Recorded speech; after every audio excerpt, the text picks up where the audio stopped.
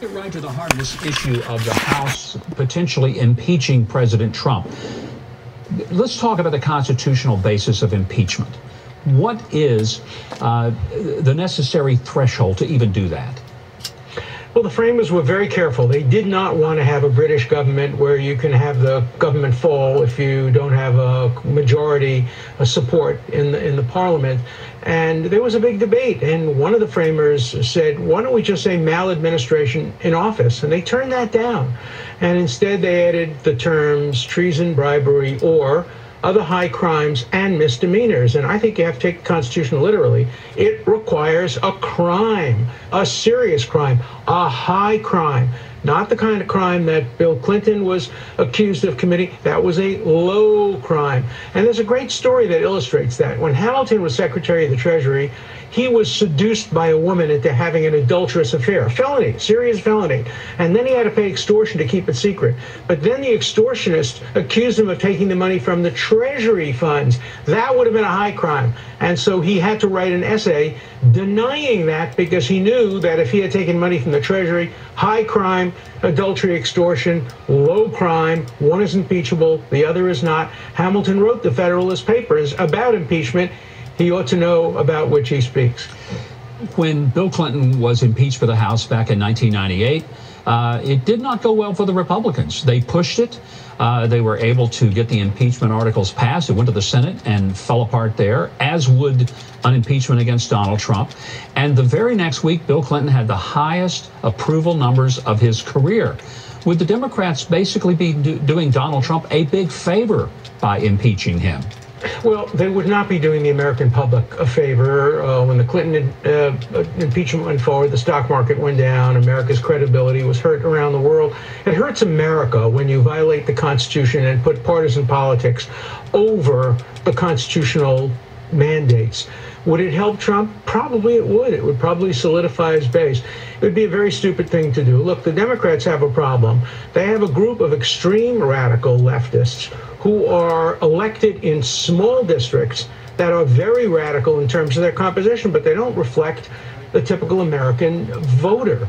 Quote, in unity and struggle, end quote, by key leaders of America's most powerful Marxist organizations, Communist Party USA, Freedom Road Socialist Organization, Democratic Socialists of America, and the Committees of Correspondence for Democracy and Socialism. Broadly speaking, there are two lefts in America.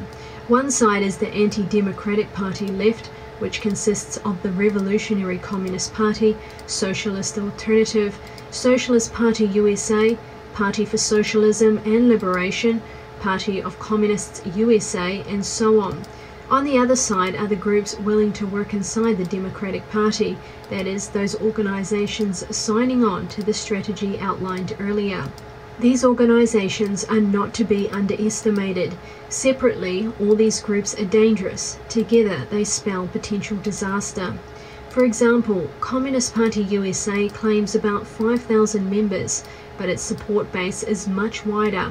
Many Communist Party USA leaders are also Democrats. Examples include Houston Communist Party Chairman Bernard Sampson, local Democratic Party precinct chairman, and Ohio Communist Party Chairman Rick Nagin, who serves on the Cuyahoga County Democratic Executive Committee. The Communist Party USA is strong in organized labor, in black churches, and in the so-called peace movement. Communist Party USA strongholds include New York City, Boston, Chicago, Detroit, St. Louis, Arizona, California, and Texas, and is aligned with China, Vietnam, Cuba, Venezuela, and the Communist parties of Russia, Britain, Canada, Mexico, Iraq, and Iran. The Committees of Correspondence for Democracy and Socialism is only a few hundred strong. It often shares members with the Democratic Socialists of America, the Freedom Road Socialists Organization, and the Communist Party USA. Its strongholds include Boston, New York, Chicago, Louisville, Kentucky, and the Bay Area. The Committees of Correspondence for Democracy and Socialism have close ties to China, Vietnam, and Cuba. The Freedom Road Socialists organization is extremely secretive about membership numbers. Fewer than 100 cadres are publicly acknowledged. Trevor Loudon estimates it has around 2,000 members. Dozens of front organizations of the Freedom Road Socialists organization are extremely well funded through the Ford Foundation and other large leftist non-profits. The Freedom Road Socialists organization is strongest in the following areas: Boston, New York, New Jersey, Philadelphia, Washington, D.C., North Carolina, Tennessee, Georgia, Southern Florida, Los Angeles, and the Bay Area. They also have smaller bases in Austin, Texas, New Mexico, Missouri, Vermont, Ohio, Oregon, and Washington State. The Freedom Road Socialists organization supports Cuba and Vietnam, and some elements also support China and North Korea. They focus heavily on radical politics and is the main force behind Black Lives Matter. Freedom Road Socialists aligned activists currently holding public office include Philadelphia City Councilor Helen Jim, Memphis, Tennessee County Commissioner Tammy Sawyer, and Jackson, Mississippi Mayor Chokwe Lumumba. Left Roots is, quote, a national organization of 250 frontline organizers and activists committed to politically developing their members to lead social movements across the US, end quote. It is essentially a project of the Freedom Road Socialists organization. Democratic Socialists of America is the giant of the bunch. On the back of the Bernie Sanders movement, it has grown from 6,000 to upwards of 50,000 dues-paying members in less than 2 years. The organization has locals in every state but South Dakota. The larger locals include Seattle, 600 members, Portland, Oregon, 350 members, East Bay, 850 members, Los Angeles, 1,200 members, Chicago, 1,100 members, Boston, 1,000 members, New York, 3,000 plus members, Washington, D.C., 1,200 members, Baltimore, 450 members, Atlanta, 500 members, and Austin, Texas, 700 plus members.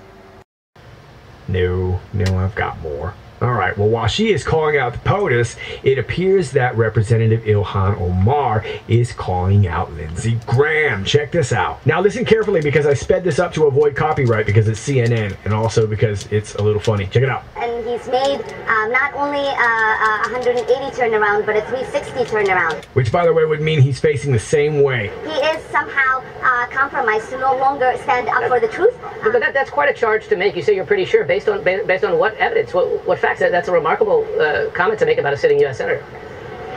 The evidence really is he 12 years old? Present to us. It's being presented to us in the way that he's behaving.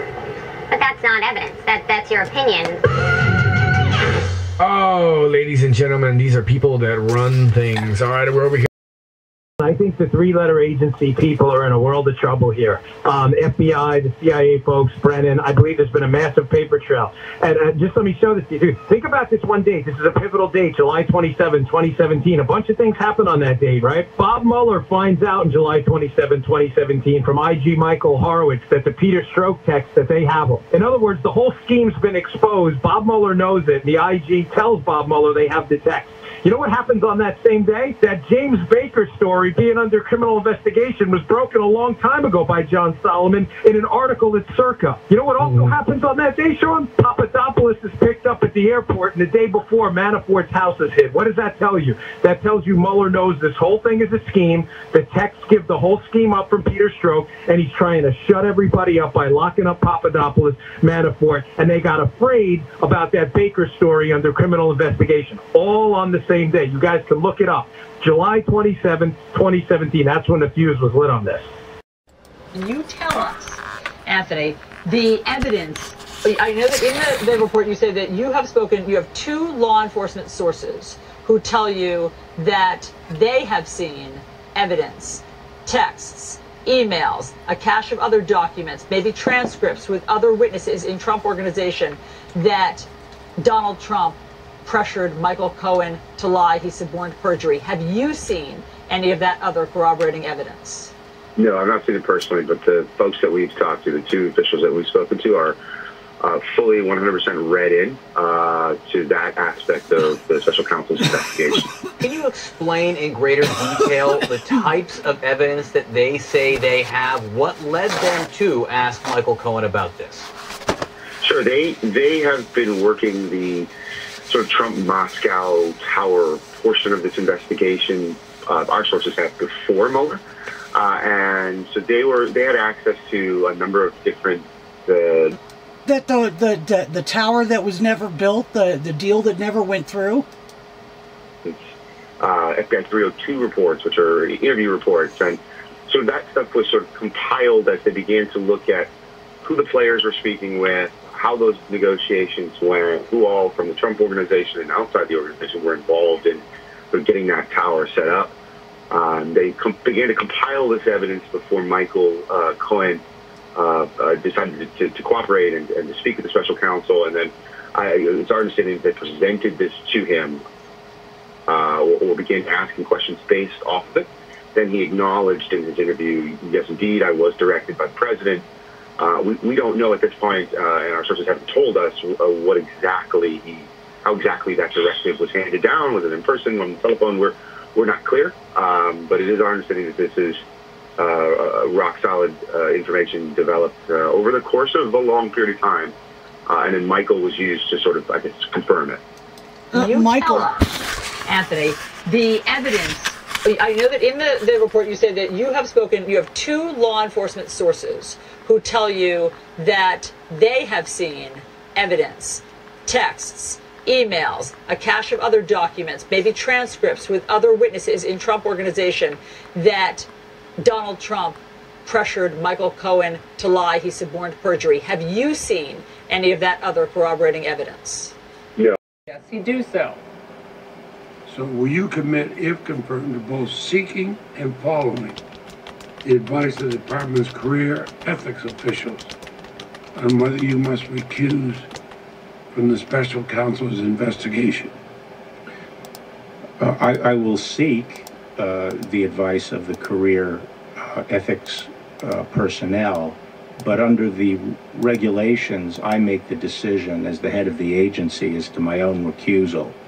So I certainly would consult with them, and at the end of the day, I would make a decision in good faith based on the laws and the facts that are evident at that time.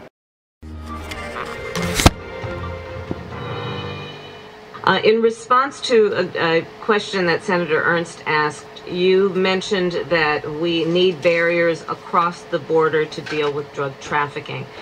Are you advocating a wall? Well, I think I'm advocating a system, a barrier system. In some places, and I'd have to find out more about the situation since I last visited the border. From what you know, or do you believe that a wall would address the concern that you have about drug trafficking? Well, a wall certainly would, but in some places it may not be necessary to have, what most people imagine as a wall. Are you aware that most of the drugs coming into the United States, How do you know that? particularly You don't through know Mexico, that. are entering through ports of entry? I hate this stupid Yes, bitch. but they also come elsewhere, and so do illegal immigrants cross the border. And But in basically, particular on the subject of drug trafficking, are you aware that most of the drugs that are trafficked into the United States enter through points of entry? yes. Have you recently or ever visited a point of entry, a port of entry? Not, the United States? Not recently. When I was used the to last spend time? a lot of time, well, when I was Attorney General, So a couple decades ago. almost 30 years. Okay, I'd urge you to visit again if and when you are confirmed. I think you'll see that a lot has changed over the years. Given status quo on marijuana... Earlier today, Senator Leahy asked whether you would follow the recommendation of career Department of Justice ethics officials on whether you should recuse yourself from the Mueller investigation. You said, quote, I will seek the advice of the career ethics personnel, but under the regulations, I make the decisions as the head of the agency as to my own recusal. You also said to Senator Klobuchar that you do not want to, quote, abdicate your duty since recusal decision would be yours. So my question is, would it be appropriate to go against the advice of career ethics officials that have recommended recusal? And can you give an example of under what situation or scenario you would go against their recommendation that you recuse yourself? Well, there are different kinds of recusals. Some are mandated, for example, if you have a financial interest, but there are others that are judgment calls. And let's imagine it's a judgment call, and the judgment by the career ethics officials in the agency are that you recuse yourself. Under what scenario would you not follow their recommendation? If I disagreed with it. And what would the basis of that disagreement be? I came to a different judgment. On what basis? The facts. Such as? Such as whatever facts are relevant to the recusal. What do you imagine the facts would be that are relevant to the recusal? Hypothetical They could bullshit. be innumerable. I mean, there are a lot of, for example, there's a rule of necessity, like who else would be handling it. It could be... Do you believe that would be a concern in this situation if you are if the recommendation is that you recuse yourself from the Mueller investigation? Do you believe that would be a concern, that there'd be no one left to do the job? Well, in some contexts, there very well might be, because of who's confirmed for what and who's in what position. But apart from that, it's a judgment call, and the Attorney General is the person who makes the judgment, and that's what the job entails. As a general matter, that's true, but specifically on this issue, under what scenario would you imagine that you would not follow the hypotheticals, you stupid stupid fucking bitch, bitch? In the Department of Justice to recuse yourself from the I Mueller wouldn't answer it. I'd tell her go If I pound sand up her disagreed with fucking ass. Actually tweeted out about this. He says, citing government shutdown, Department of Justice state seek to stall court-ordered discovery ordered to begin yesterday on Clinton email. Benghazi scandal. Top Obama Clinton officials Susan Rice and Ben Rhodes to respond to Judicial Watch questions under oath. So they're using the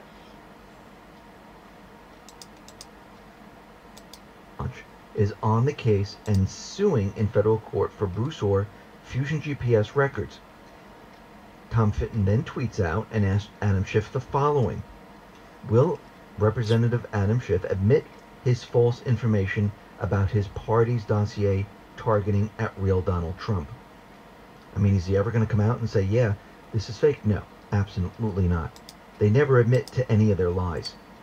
And this is why there's all these investigations going on, to collect the data, the information, and use it against them. Now, Nancy Pelosi, Schumer, they are pushing the shutdown and blaming it on everything. Security for the State of the Union. They're even using it to stop the discovery process that the judge ordered against Rice, Rhodes, and Clinton. And Tom Fitton actually tweeted out about this. He says, citing government shutdown, Department of Justice state seek to stall court-ordered discovery ordered to begin yesterday on Clinton email. Benghazi scandal. Top Obama Clinton officials Susan Rice and Ben Rhodes to respond to Judicial Watch questions under oath. So they're using the shutdown to say this can't happen. So they're trying to use this as a stall tactic. Is it going to work? Absolutely not. This is going to move forward. Trump, he has signed a bill giving federal workers back pay, so the 800,000 federal employees will be compensated for wages lost or work performed during the partial government shutdown. And this was done in a closed room, closed to the media, and the House and the Senate had voted to give the workers back pay whenever the federal government reopens. So they're really not going to lose any of their money. They're going to get it all when they come back to work. So Pelosi is out there, and we discussed this yesterday, she said the State of the Union is off because of security concerns. And then, of course, DHS and the Secret Service says, no, we can protect everyone. It's not really a big deal. And you know that this really wasn't the issue. She was trying to use this to explain away why she was canceling the State of the Union. And then, of course, she had to respond to DHS and Secret Service, and she pretty much told the reporters, I don't care what they said. Makes no difference to me. I don't care. And she stood firm on canceling the State of the Union until the government reopens. Now, what's very interesting, there are some Democrats that want to negotiate. They want to negotiate the border wall deal with Trump. Pelosi is stopping everyone from doing this. And Trump said that Nancy Pelosi won't let Dems negotiate a border deal because they have a different agenda. Now, this is very interesting. Since Nancy Pelosi said there's going to be no State of the Union address, Trump sent a letter to Nancy Pelosi. And the letter goes as follows. Due to the shutdown, I am sorry to inform you that your trip to Brussels, Egypt, and Afghanistan has been postponed. We will reschedule this 7-day excursion when the shutdown is over. In light of the 800,000 great American workers not receiving pay, I am sure you would agree that postponing this public relations event is totally appropriate. I also feel that during this period, it would be better if you were in Washington negotiating with me and joining the strong border security movement to end the shutdown. Obviously, if you would like to make your journey by flying commercial, that would certainly be your prerogative. Now, she was going to use the Air Force to fly to these countries.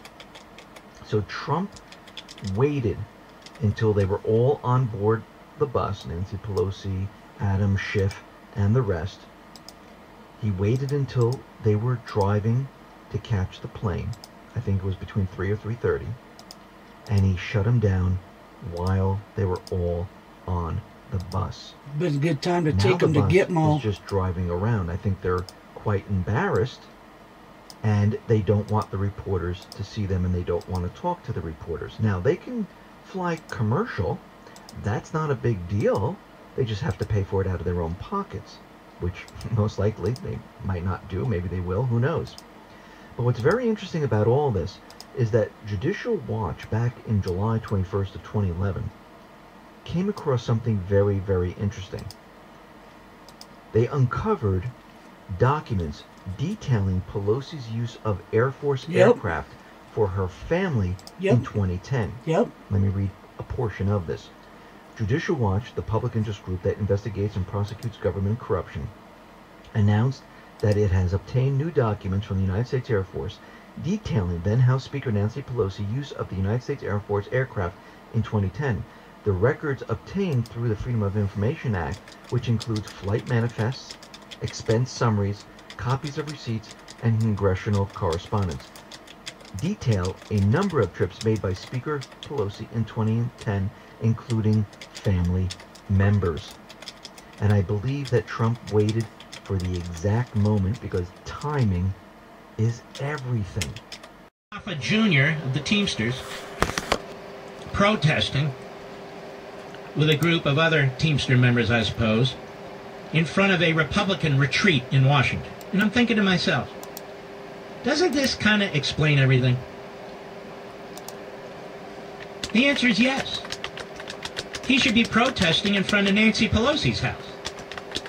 Nancy Pelosi has control over the power of the purse. Pelosi does. That's in the Constitution. The House of Representatives, which she controls what bills, including appropriation bills, come to the floor. So if the federal workers in this country are upset, and most of them are, then you should be focusing on the House of Representatives and Nancy Pelosi. She can stick one sentence in an appropriation bill along with all the other wasteful spending that they have, and this would be over. She's in charge of the power of the purse. She is. And you should also be angry because Donald Trump has stayed in the White House every single day except when he went to visit our troops overseas. Nancy Pelosi's been in Hawaii. A bunch of them have been in Puerto Rico having a great time.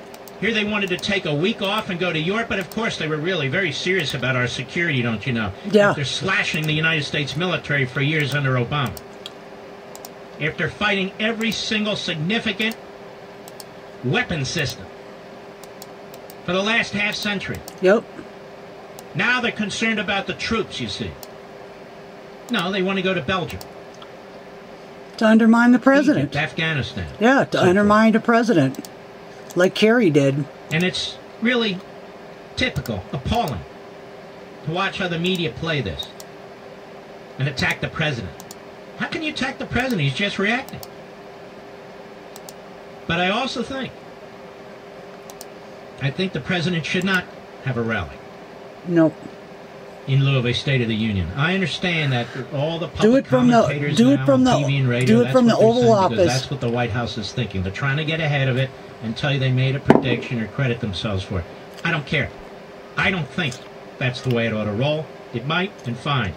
The way it ought to roll is the United States Capitol building, ladies and gentlemen, belongs to you. It does not belong to Nancy Pelosi. It That's doesn't belong right. to the Democrats. Fuck her.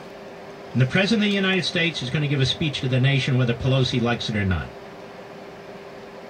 And he ought to give the speech to the nation from the same building as every other president That's right. has used. And do it from the Senate.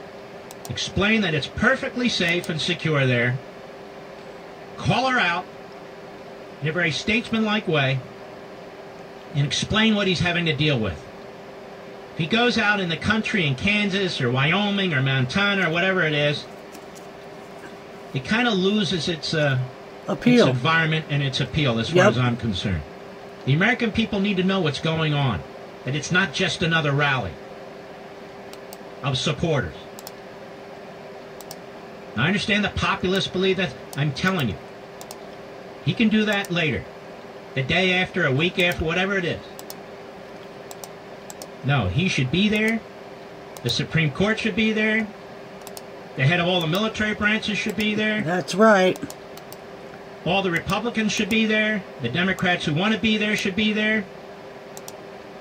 Ambassadors should be there if they can fit in there. And the last are the Democrats in the House of Representatives. That's the way I would do it. Yep. So these guys are sitting on the bus ready to go. All right, they're all sitting there. They got their luggage and all this kind of stuff. They're on their bus, ready to go on their little trip for 7 days overseas. And so they found out that they weren't going to be able to go because Donald Trump denied their ability to even take a military anything. Trump is the bomb. So they're sitting there on this bus and they're waiting, and nobody's telling them they're not going anywhere.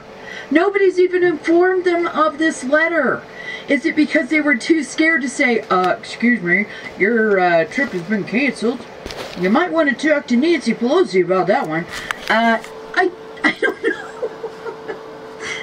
Maybe the Secret Service and all those guys just thought it was hilarious that they're just sitting there. I'm sure that they've finally gotten the news via Twitter. Because by the time I came here, okay, when I heard it, and by the time I got back home, had been at least 20 to 30 minutes later, and they still hadn't told the people on the bus. Now, it seems to me like you would want to tell these people within 5 minutes that all their phones should be ringing, hey, your stuff's been canceled. So I don't know if Nancy Pelosi's going to try to go over there and say, but Mr. President, you can't deny us the ability to go overseas. Well, I think that he can. Absolutely, I think that he can. You know, he's in charge of those planes. Sorry, Nancy, we just don't have the budget. We don't have the time, and we don't have the security. Denied. Key Democrat let the cat out of the bag on Pelosi's shocking plan to impeach Trump. Nancy Pelosi and the rest of the Democrat Party spent the entire 2018 campaign swearing to voters they would not impeach Donald Trump. But now that the Democrats secured their victory, Pelosi and her allies can drop the act. And one of Pelosi's biggest allies just let the cat out of the bag on this shocking plan to impeach President Trump. The fake news media is once again furiously pushing the hoax that Donald Trump is secretly a Russian agent working to advance the Kremlin's agenda. The latest shoe to drop in this smear campaign was a New York Times article reporting that President Trump questioned the usefulness of the globalist NATO alliance. The Times' Julian E. Barnes and Helena Cooper exclusively reported. Senior administration officials told the New York Times that several times over the course of 2018, Mr. Trump privately said he wanted to withdraw from the North Atlantic Treaty Organization. Current and former officials who support the alliance said they feared Mr. Trump could return to his threat as allied military spending continued to lag behind the goals the president had set. Trump campaigned on a foreign policy of putting America first. His promises to reduce America's military engagements and disentangle the United States from Barack Obama's globalist agenda that puts other countries' needs ahead of our own were central to his victory. Everyday Americans wonder why the United States pays for Europe's defense. But in the Washington swamp, anyone who questions this insane foreign policy consensus of endless wars and America being subordinate to the globalist agenda is tantamount to treason. So the Times huffed and puffed that Trump questioning why America providing a free ride for Europe's own national defense was evidence he had fallen under the spell of Russian President Vladimir Putin. Democrats immediately seized on the report. Congresswoman Jackie Speer, a Democrat who sits on the House Intelligence Committee, told CNN New Day host that Trump pulling out of NATO better be an idle threat from the president because I think that act would be so destructive to our country and to our ability to protect the national security of every American that it would be a ground for some profound effort by our part, whether it is impeachment or the 25th Amendment. He can't do that to this country. Speer's comment betrays the Democrats' desperation. They know Mueller's collusion investigation has run smack dab into a dead end. That's because it was all based on a lie. So the anti-Trump forces in Congress knew they needed to come up with a new angle. To that end, the Democrats have now decided that the president defending American sovereignty as his chief foreign policy goal is an impeachable offense. Exclusively about a new health threat. To Texas now, where we're learning exclusively about a new health threat coming from illegal border crossers. The Border Patrol now worried about a virus outbreak. And ABC 15's Sabita Fergani is taking action to get that story in Texas. They're seeing crossers with contagious infections, and sources tell me right now, all that's separating the sick from the healthy, this caution tape, and agents tell me that's not enough. We're sending people everywhere, and the average person, the average citizen doesn't realize what's going on down here. Agent Chris Cabrera's concerns go way past the hundreds of women and children that cross the Rio Grande River every day in southern Texas. We're having an outbreak of scabies. It's been going on for a month or so now. The illegals will come across, they'll jump that fence. Texas border resident Jorge Garcia says word about the contagious skin infection is getting around. Our Border Patrol comes and checks with us almost on a daily basis here, and they told us about an outbreak of scabies here at the McAllen station. And that's not all. We're starting to see chicken pox, we're starting to see staph infections, we're starting to see different viruses. Garcia believes the viruses are not confined to the detention center. Not long ago, a group of border crossers came knocking on his door. It was a 7-month-old baby. The baby was shaking and cold. It had a high fever. We're told the Department of Homeland Security called in the Coast Guard medics. This trailer is just one of many used to treat the sick. They're all contagious. So now we're transporting people to different parts of the state, different parts of the country, and some of these viruses are asymptomatic at this point. They're not showing the symptoms. Just the fact that we're exposed to it, and so is everybody else here in South Texas, is a great concern to us. And thousands of those immigrants that were detained, then released, are now spread all over the United States, including Arizona. It's unclear how many were treated for illness. And as of right now, DHS has denied every request I've made to speak to medical staff and take tours of the 3 facilities right here in Texas that are providing treatment. In McAllen, Texas. Very big business in Mexico. So for the last 10 years, we've seen a steady increase in the price of oil around the world, which is why you have the cartels getting into the oil business, because it's more profitable for them to steal and sell than it is cocaine. We wanted to come here and follow the oil and see exactly where the cartels have been attacking.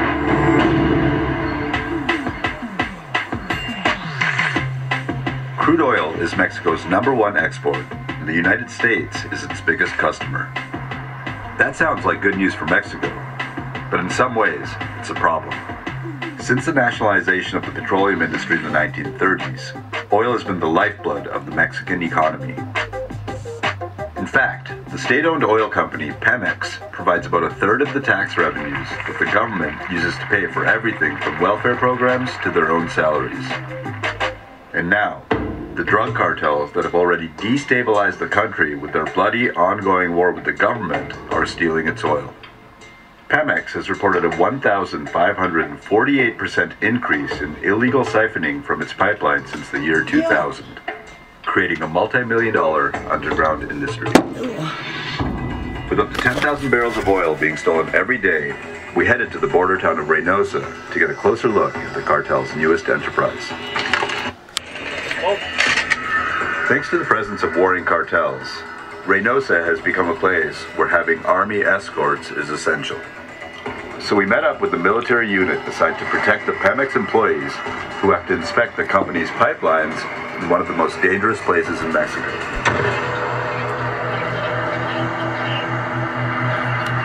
It's a place where the cartels operate so freely, you can hear them on open channels monitoring the movements of the soldiers who are supposed to be monitoring them.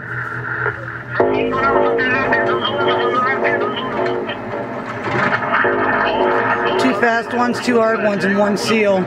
Two rapids, this is for real. So we're out on patrol with the Mexican army right now. We're going to go to a Pemex pipeline that we think got broken into yesterday. And as we're driving, we have a walkie-talkie that's tapped into the frequency of the cartels who are talking about us, saying that there are 7 cars on the road coming towards us, so they're scrambling right now.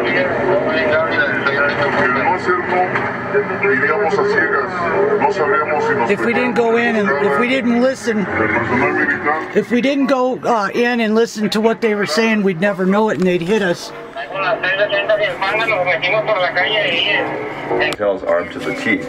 Many suspect that the reason the bloody shootouts don't happen here more often is because the military and Pemex have been infiltrated by the cartels, allowing them to easily avoid each other. This is where they think the leak is. Hay indicios. Hacen un poco de They're checking where the leak is in the pipeline, where the Mexicans are going in there and siphoning off the fuel or the oil and putting a pump to pump it out. They're stealing millions and billions of dollars in oil from illegal taps into the pipeline. Specialists from Pemex were brought in to weld and seal the Pemex tap. is an oil company. But this process is only putting a band-aid on the problem. In 2013 alone, the company found more than 2,000 illegal siphons on its pipelines. What that means is every 8.5 miles, a new siphon is placed on one of these Pemex pipelines. Not people you want to run into out in the middle of the ranch. We think on our ranch there were 6 murders on the ranch itself. We have a tree that was previously called locally a rape tree. A high percentage of the women are raped in the process of crossing the border. And their underwear is draped on trees to demonstrate how macho the Mexican was that led them across the border. It takes a particular bad mindset to do things like that. Yeah, they cut both sides in. Down here a little bit they were, well, here it is, they're just cutting it to tall enough to get a truck through. Instead of cutting all the way up, they do it here. Wouldn't need a ladder. These are concreted but no rebar. So they'd score the edge of it